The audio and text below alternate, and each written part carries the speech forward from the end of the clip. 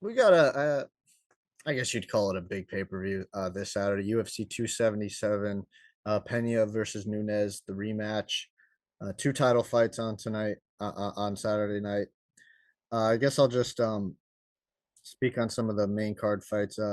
First fight of the night, it looks like it's going to be two top, I think, five, maybe one of Anthony Smith might be number six in the world in the rankings. Two, but basically top five light heavyweights going at it, and Magomed Ankalaev and Anthony Lionheart Smith. Uh, Possibly the winner is going to be getting the next shot at the light heavyweight title next year. That should be a fun fight. If you would ask me who I'd pick, I love Anthony Smith. He's a great guy, great analyst when he jumps on ESPN, breaking down fights. I just think Ankalaev is an absolute beast. He's a Dagestanian, so he's one of those just maulers. So I would have to have him. And right now he's sitting at minus 500 Ankalaev, and Anthony Smith is a plus 380. So I mean, if you, I wouldn't be surprised if Anthony Smith won. So if you want to, throw something on there, you might get a big dog. Jump into the third fight of the pay per view.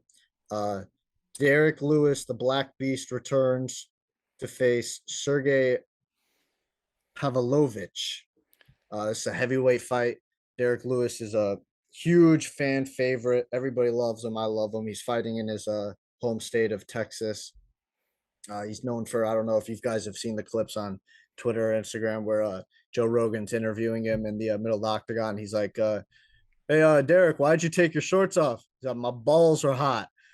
So this guy's known for his quick wittedness and just funny moments. Derek Lewis is never count him out in a fight. He's got knockout power all the way deep into the fights. I think he might be the knockout king in the UFC right now with the most knockouts in UFC history or UFC heavyweight history, one of the two, maybe both. He's coming off a little bit of a skid right now. I believe he is. Yeah, he's coming off one loss. He's 1-1 in his last two fights, both ended by finish. I would say if you're gonna bet on this fight, to bet the under because these two are gonna swing and bang, and I don't see one of them making it to the uh, decision. And in our co-main event, we've got the former UFC flyweight champion bless you, former UFC light flyweight champion Brandon Moreno from Mexico fighting Kai Kara France from New Zealand, I believe, or Australia. I'm not sure. I can't picture that flag right now. They're fighting for the interim flyweight champion. Brandon Moreno has had a trilogy so far with current UFC flyweight champ Davison Figueiredo. Um, they've had insane wars. Their first fight is the greatest men's flyweight fight in UFC history. It was absolutely insane. Their second fight, Brandon Moreno absolutely dominated Figueiredo and finished him, I think, in under 3 rounds. And then they're in their third fight. It was a lot closer. And I believe Brandon Moreno won that fight, but the judges didn't believe that on that night. So, and Figueiredo has not been willing to give him his rematch because of extenuating circumstances to do a fourth fight, which I don't believe has ever happened in UFC history. So Moreno's got to go through Kai Kara France, who's coming off a couple a win streak. Just to name his notable, he's beat Askarov, who was undefeated at the time, I think 15-0, and he knocked out former bantamweight champion, one of my favorite fighters, Cody Garbrandt, in his last two fights. So he's got, but these guys have fought before, so this is a rematch too. Which Brandon Moreno, I believe, won that fight by decision. So it's going to be an interesting fight. I love Brandon Moreno. I think he's a big star in Mexico. He's one of the nicest guys. If you just hear him talk, he's just a super nice guy. Like it's just insane how nice he is and how good he can freaking fight. He fights like a typical Mexican fighter. He doesn't care if he gets hit. He's going to go in there and he's going to try and take your head off. He's got insane speed with his head movement and his hands.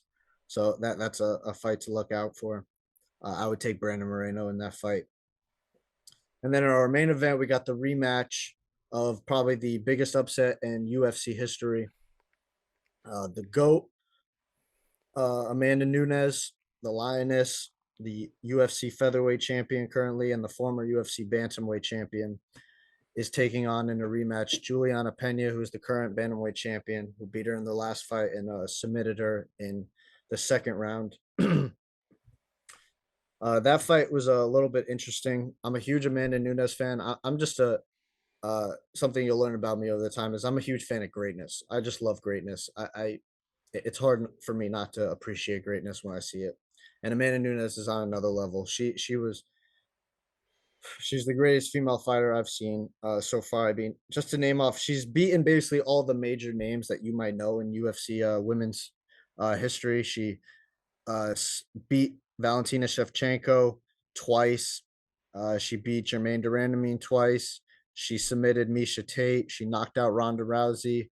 She knocked out Chris Cyborg. She knocked out Holly Holm.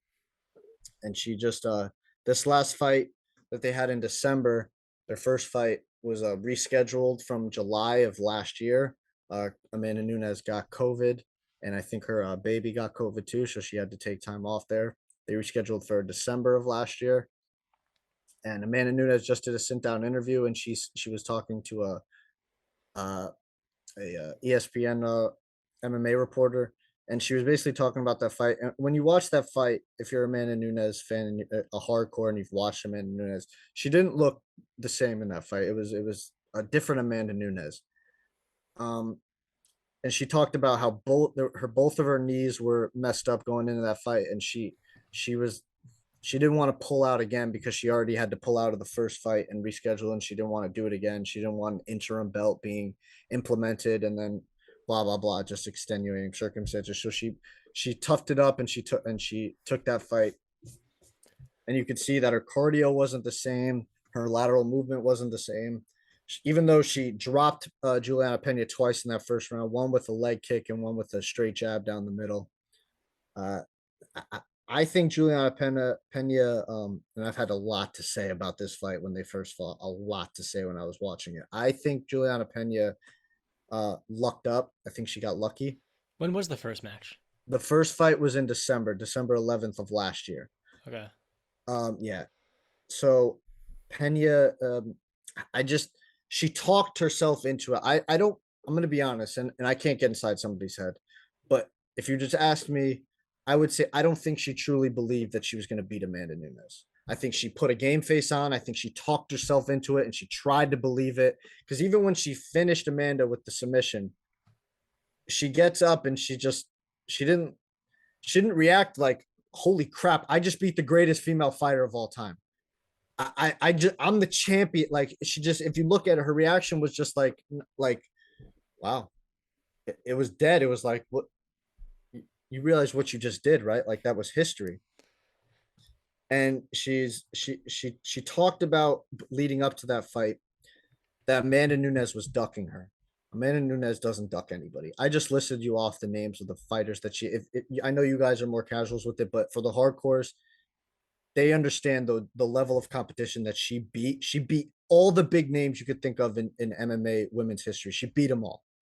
Pena was coming off a one fight win streak when she fought Amanda Nunes, and the only reason she got the title shot is because she was the only one left. Amanda had beaten everybody else in the top five convincingly.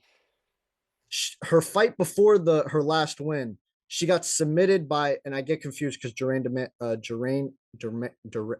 GDR submitted Juliana Pena, and that was GDR's first submission in her career after 20 professional fights, I believe.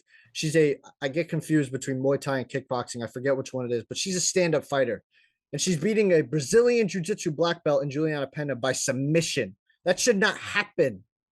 And then you win one fight, and then you get to fight Amanda Nunes because there's nobody left. Nunes wasn't ducking you, Juliana. She was beating all the best players. And she was doing it while defending both her titles, which has never been done before in UFC history.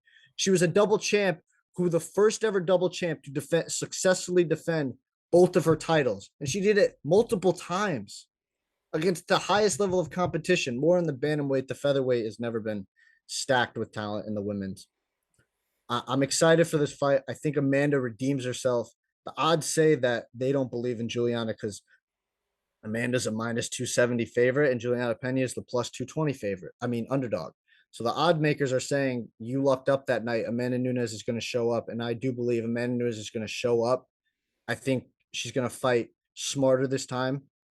She always fights confident. Even if you look at her last couple of fights, she likes to smile during her fights, where she's like, it's like she's smiling at them, saying like, you're not on my level. Okay, I'm gonna hurt you right now. Um, so I think Amanda Nunes can get a finish. She showed it in the first fight. She dropped her twice, one with a leg kick, like I said, and one with the straight jab down the middle. She's gonna fight. I believe she's got a better game plan this time. She's gonna fight smarter, more strategically. I don't think she should engage in the ground because her cardio isn't what it is for other talents. She carries a lot of power and a lot of weight. She's the hardest hitting woman in MMA history. She has like a Mack truck. So, and in the first fight, you'll see when she dropped her with the right hand, she engaged her on the ground, and that she controlled her for the rest of the round. But that's where the energy tank started to drain. And I don't think she should do that this fight. If she knocks her down, let her get her ass back up and continue to beat her on the feet because you are highly capable of doing that and you're better at that than Juliana Pena. So I think I think she regains her title back, beats Juliana Pena, and reclaims her status as the greatest female fighter of all time. Yeah, it sounds like the Tom Brady of women's boxing.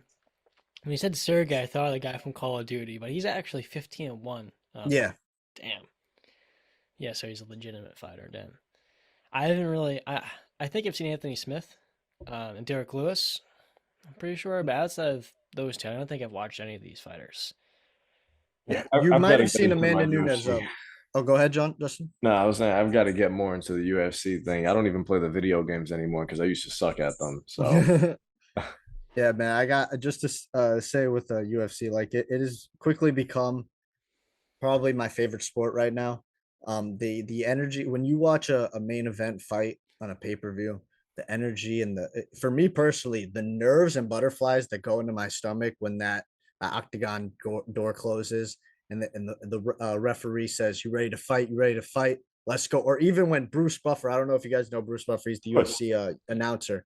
He's the best at hyping up any fight. Okay, when he starts saying it's time, I start going, all right, here we go. We ready for this. And I haven't felt that energy since, I'm going to be honest, since Tom Brady left the Patriots and when my Miami Heat are competing for championships.